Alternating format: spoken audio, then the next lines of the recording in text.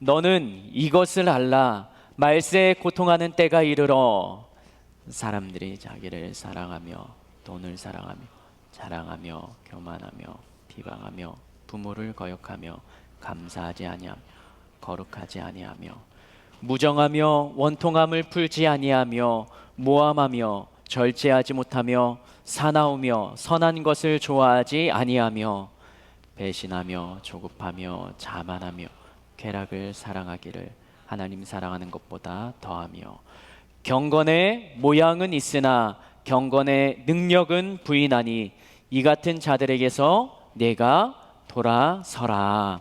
아멘. 경건이라는 단어가 오늘 말씀의 핵심입니다. 성경에서도 본문에서도 여러 가지 말세에 고통당하는 사람들의 삶의 모습이 언급이 됩니다.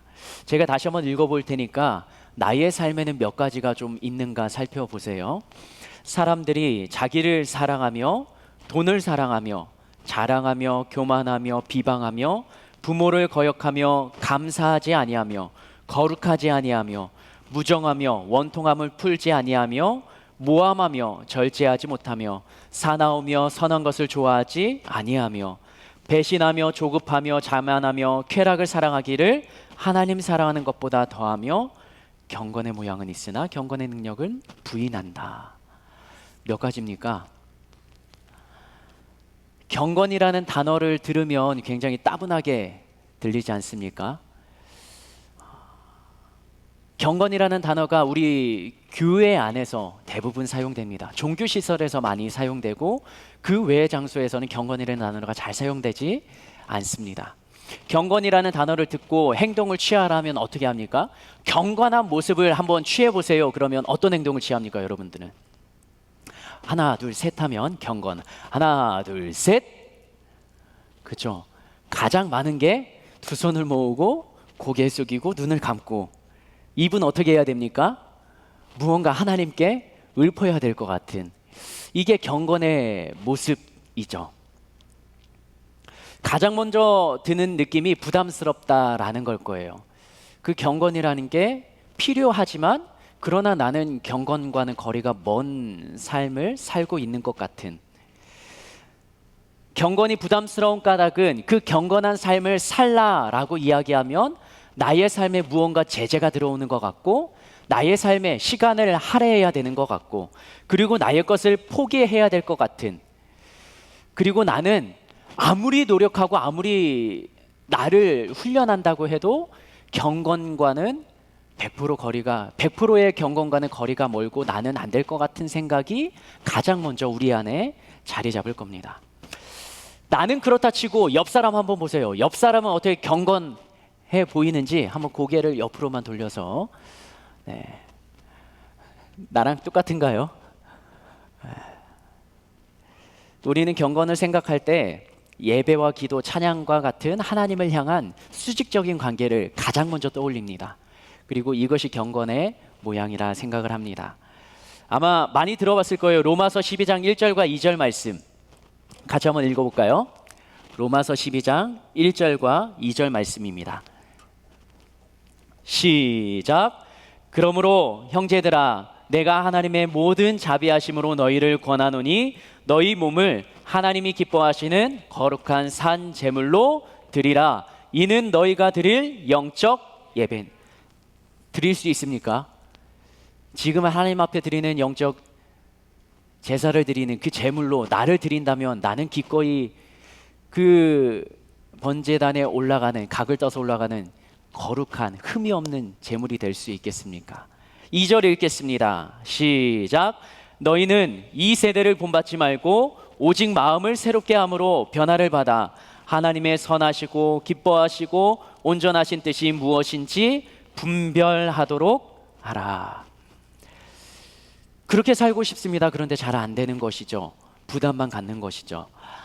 오늘 우리가 읽었던 디모데 후서의 본문에서는 사도 바울은 디모데에게 이렇게 권면합니다. 3장 5절 말씀 같이 읽어보도록 하겠습니다. 시작.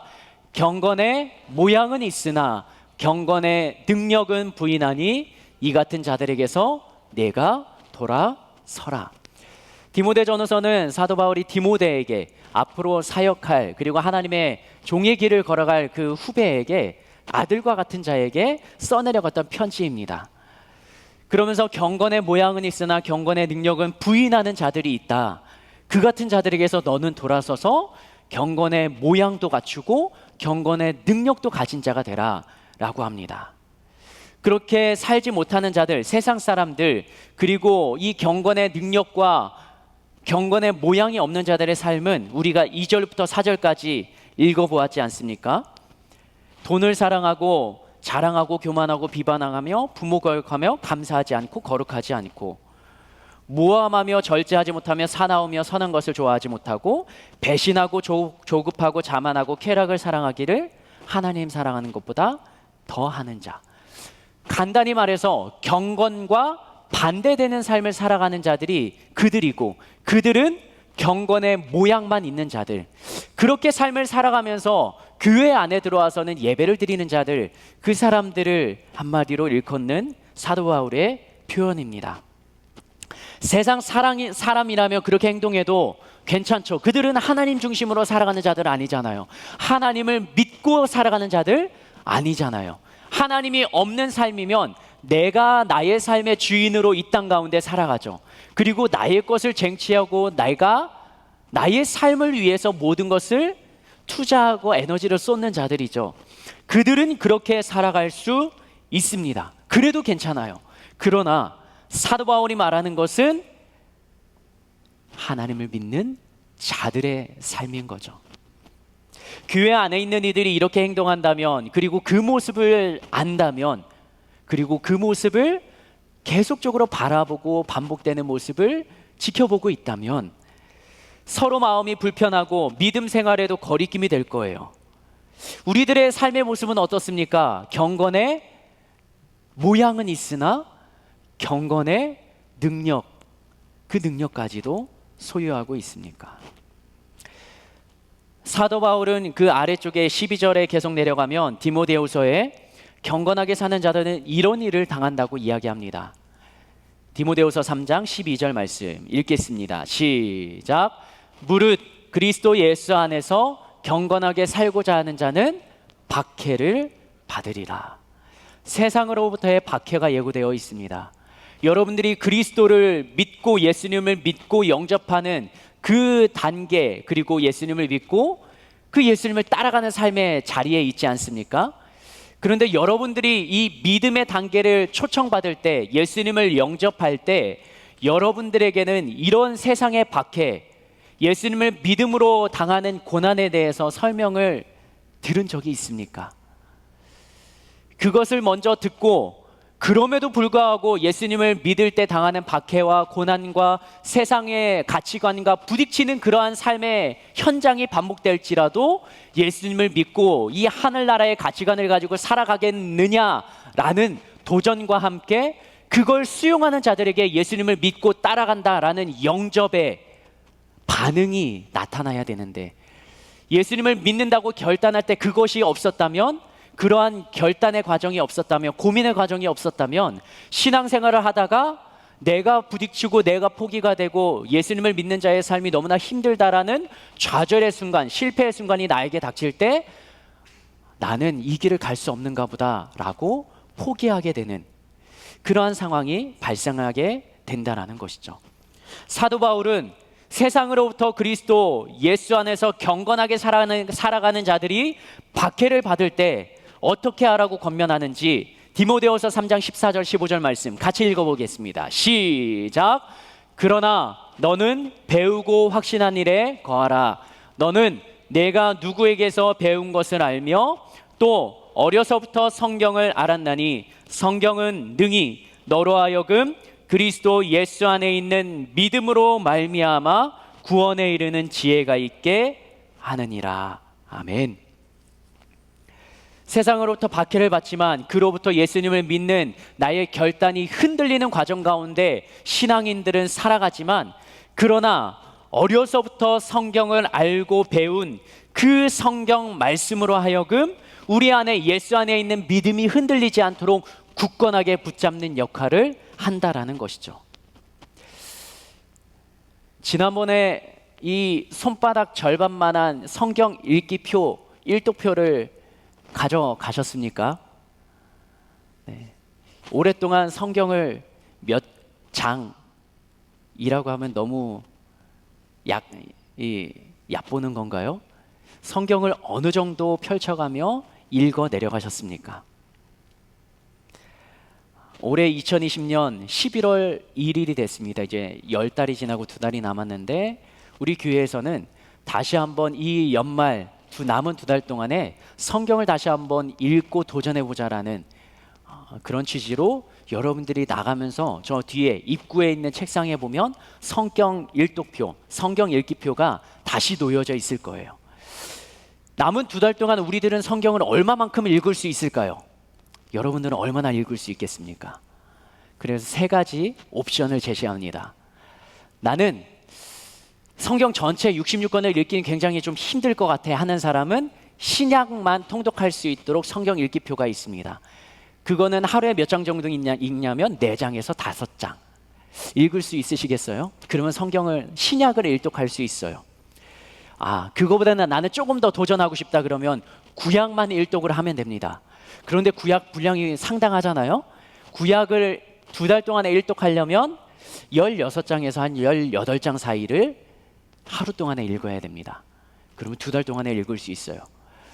그리고 거의 없긴 하겠지만 나는 2달 동안에 일독을 한번 해보겠다 하는 사람은 그 2가지를 다 합치면 하루에 한 20장에서 23장 정도를 읽어 나가야 됩니다.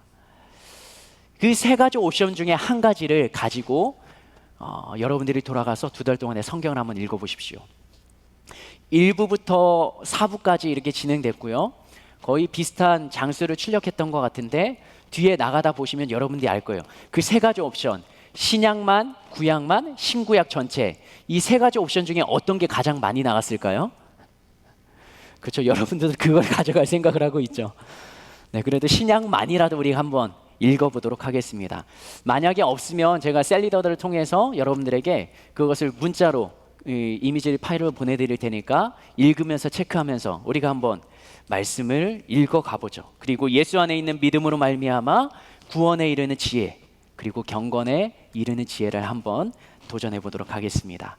신약 성경에서 경건이라는 단어는요, 헬라어로 유세베이아라고 합니다. 뜻은 하나님을 향한 거룩한 행위, 그리고 바른 믿음이라는 뜻을 가지고 있습니다. 이 단어와 연관되는 한 가지 단어가 있는데 그게 바로 경외라는 단어입니다.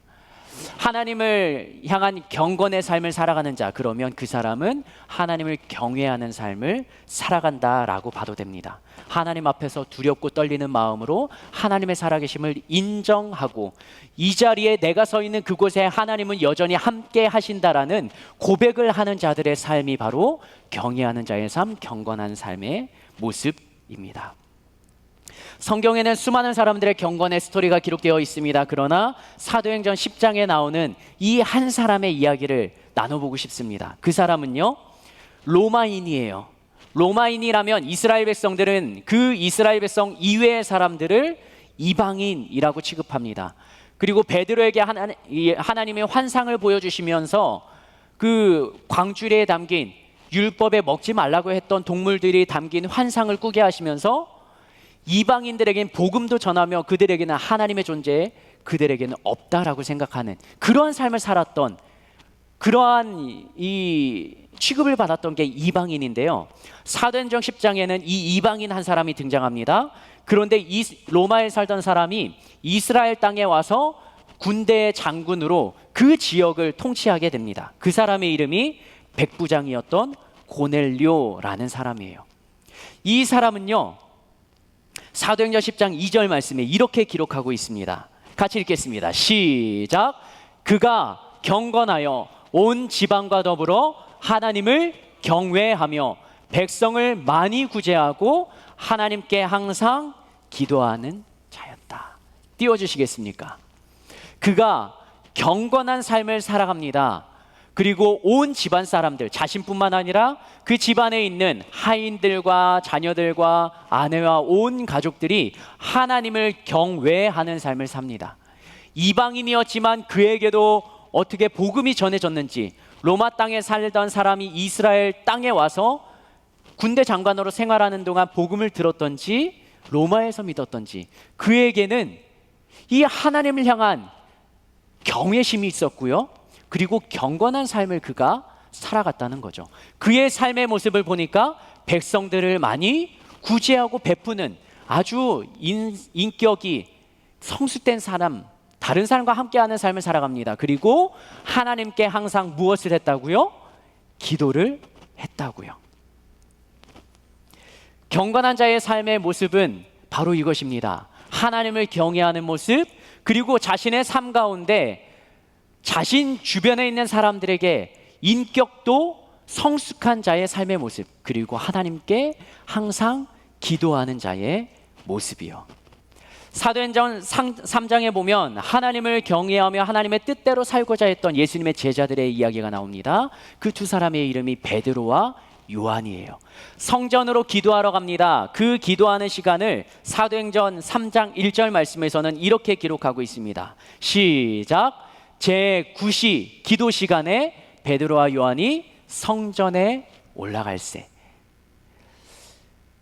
이스라엘 시간으로 9시, 9시라고 하면 우리 현대 시간으로, 이 한국 시간으로 따지려면 숫자 6을 더하면 됩니다. 그러면 지금 우리들의 시간으로는 몇 시입니까? 15시, 오후 3시 정도 되는 시간. 일반적으로 유대인들은 하루에 3번 기도합니다. 아침 9시, 그 다음에 12시, 오후 3시, 이렇게 3번의 기도 시간을 갖습니다. 그런데 베드로와 요한이 성전에 올라가서 기도를 했다는 것이죠. 구약 성경에 나오는 우리가 최근에 보았던 사람 중에 하루에 3번 예루살렘을 향하여서 무릎 꿇고 기도했던 사람이 있지 않습니까? 누굽니까? 다니엘이라는 사람이죠. 그 다니엘이 기도했던 그 상황은 어떤 상황이에요?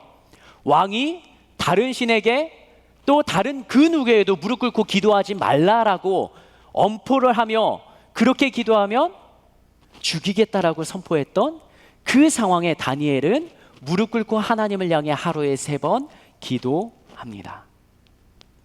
왕보다 하나님을 먼저 생각했던 다니엘의 삶의 모습. 백부장 고넬료도요, 그가 기도한 시각을 보면 이 베드로와 요한이 기도했던 시각하고 겹칩니다. 사도행전 10장 30절과 31절 말씀 같이 한번 읽겠습니다.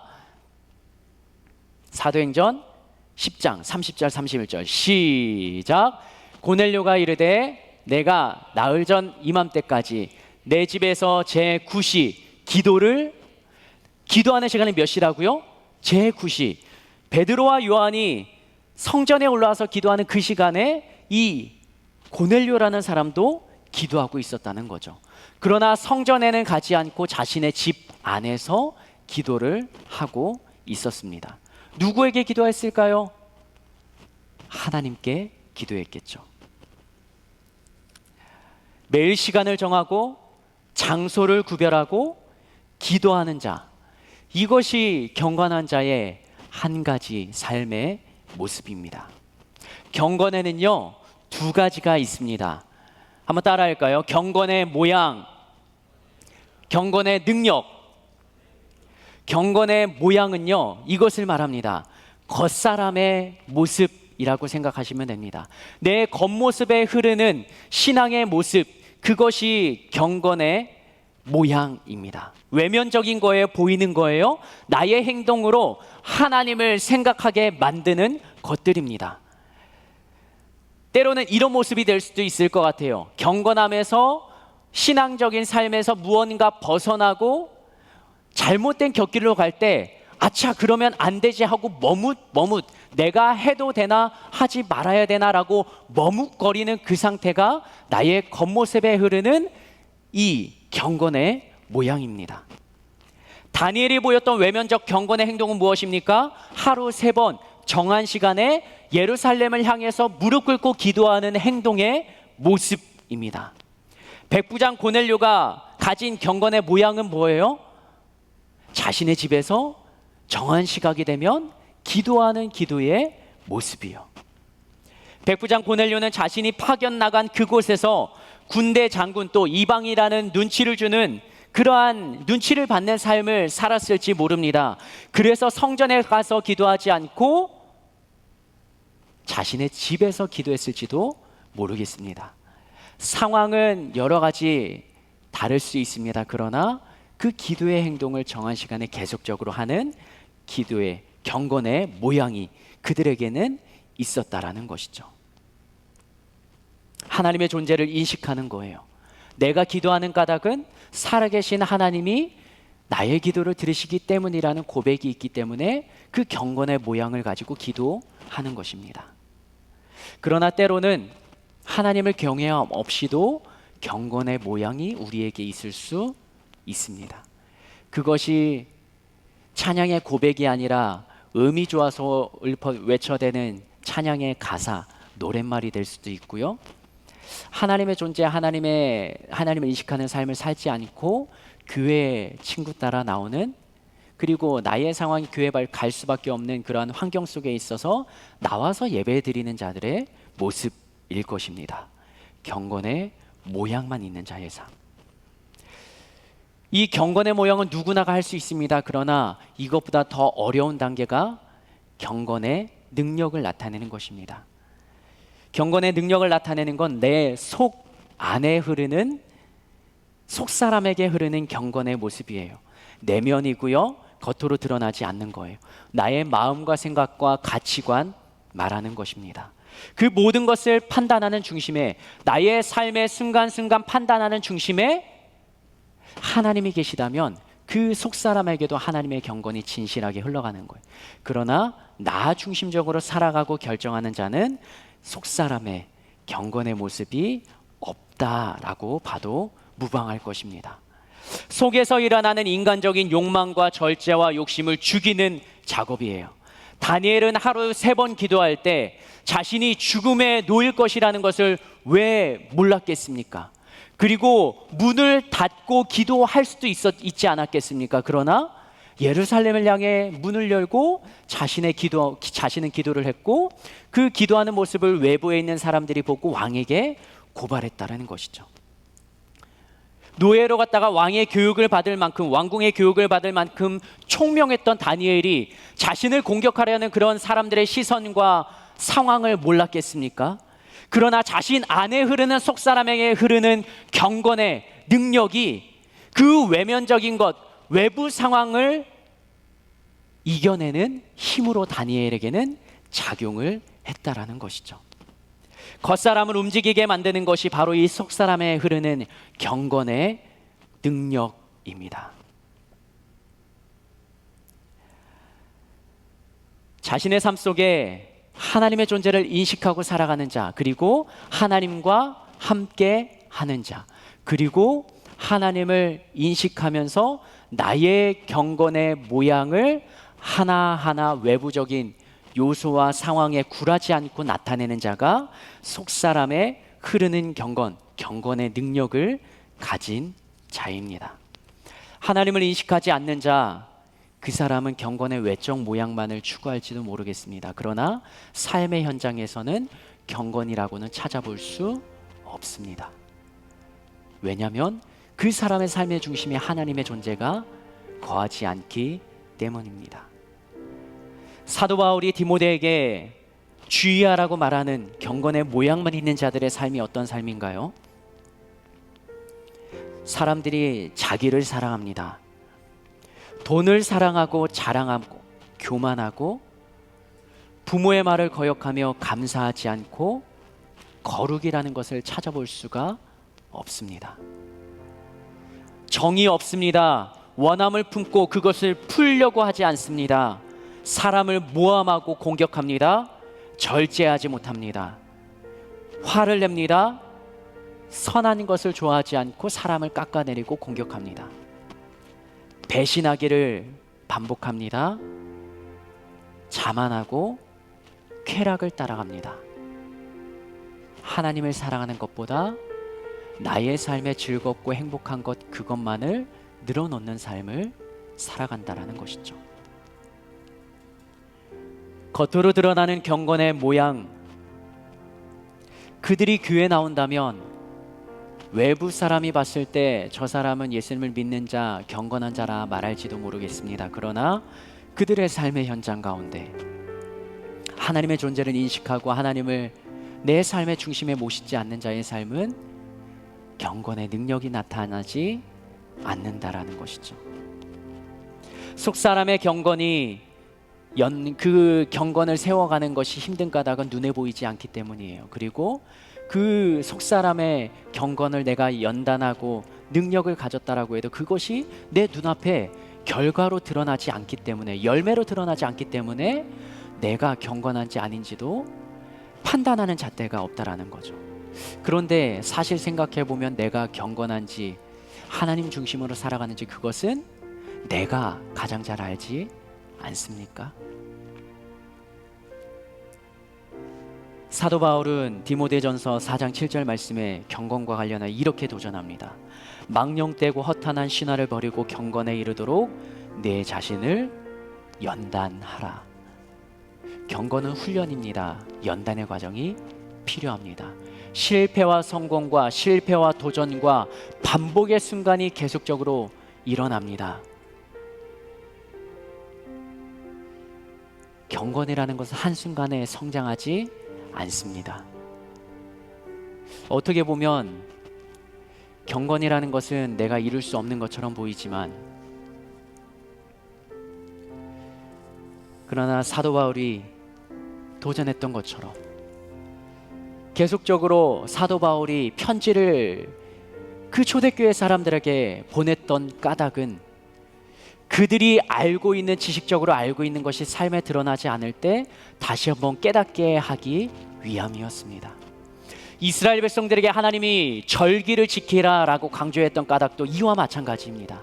그들이 살아가면서 하나님 없이 살아가는 그러한 삶의 모습이 반복될 때마다 1년에 하나님을 기억하는 절기를 세우고, 그 절기 때마다 과거에 이스라엘 백성들에게 하나님이 역사하셨던 그러한 능력들을, 역사들을 회고하면서 되새기면서 그들의 삶에 하나님은 역사하신다라는 사실을 기억하고 그것을 삶 속에 녹여내라는 하나님의 마음이 그 안에 담겨 있다라는 것이죠.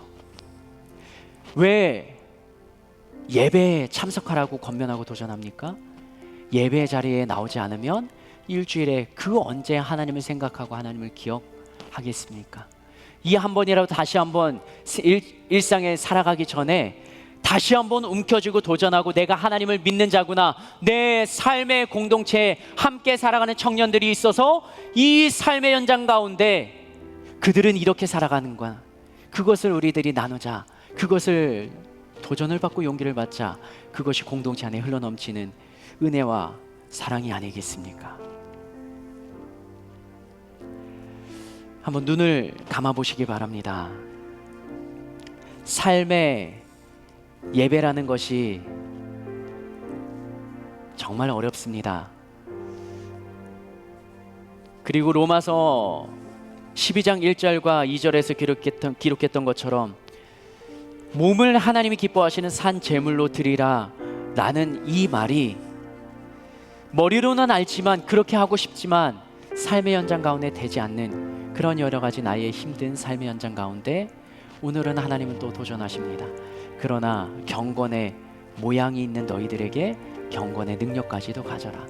겉모습만 그렇게 치장하지 않는 자 안에 속 사람까지 하나님 앞에 진실하게 나아가며 하나님 앞에서 내가 거룩하게 살아가는 자임을 다시 한번 체크하고 하나님을 앞에 서라 라고 말씀하시는 거죠.